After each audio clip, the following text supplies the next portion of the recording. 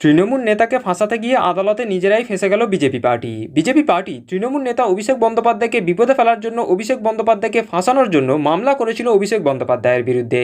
কিন্তু এবার তৃণমূল নেতা অভিষেক বন্দ্যোপাধ্যায় আদালতে পাল্টা যে কড়া পদক্ষেপ নিয়েছে, তাতে উল্টে বিজেপি নেতারাই এখন কঠিন বিপদে পড়ে গেছে।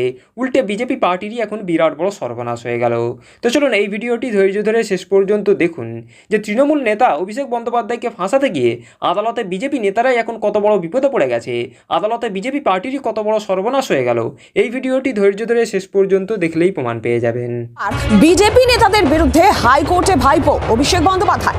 বিজেপি নেতাদের বিরুদ্ধে এবার হুমকি ভাষণের অভিযোগ করছেন অভিষেক বন্দ্যোপাধ্যায়। ডিজে হুমকি মামলায় সওয়াল করতে গিয়ে পাল্টা হুমকির ভাষণের অভিযোগ বিজেপি নেতাদের বিরুদ্ধে। অভিষেক বন্দ্যোপাধ্যায়ের ভোটের সময় বিজেপি নেতাদের ভাষণেও শত্রুতাপূর্ণ মনোভাব ছিল। আরো বিস্তারিতভাবে জানবে এই মুহূর্তে সরাসরি রয়েছেন হাইকোর্ট থেকে আমাদের প্রতিনিধি অর্ণবাংশু নিয়োগী। সেটা হচ্ছে অভিষেক বন্দ্যোপাধ্যায় তিনি যে মামলা করেছেন তার বিরুদ্ধে মূল অভিযোগ যে তিনি ডিজে ভাষণ দিয়েছিলেন, সেই ভাষণের মধ্যে হুমকিপূর্বক একটা ইঙ্গিত ছিল।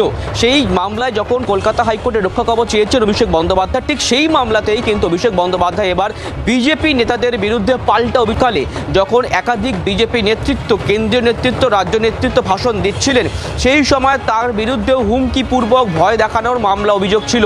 অর্থাৎ তাকে জেলে ভরা হবে এবং রাজ্য প্রশাসন, কেন্দ্রীয় প্রশাসনকে যৌথভাবে প্রভাব খাটানো হবে, এমনটা ইঙ্গিত ছিল। সুতরাং তার বিরুদ্ধে যেমন অভিযোগ উঠছে, তেমনি পাল্টা কিন্তু এবং বিজেপি নেতাদের বিরুদ্ধে অভিযোগের আঙুল তুললেন অভিষেক বন্দ্যোপাধ্যায়। তিনি যে মামলা করেছেন সেই মামলায় 17টি অভিযোগ তুলে ধরেছেন, যেখানে রাজ্য নেতৃত্বের নাম করে তারা কি ভাষণ দিয়েছিলেন সেই পাল্টা ভাষণ তথ্য তিনি তুলে ধরেছেন। এবং তার স্পষ্ট বক্তব্য, সেই ভাষণগুলির মধ্যে রয়েছে হুমকি, রয়েছে ভয় প্রদর্শন। এবং তিনি যেমন ডিজে মামলায় তিনি যেমন স্টার ক্যাম্পেনার হিসেবে বক্তব্য রেখেছিলেন, তেমনি পাল্টা কোনোভাবে কম যায়নি বিজেপি নেতৃত্ব। সেই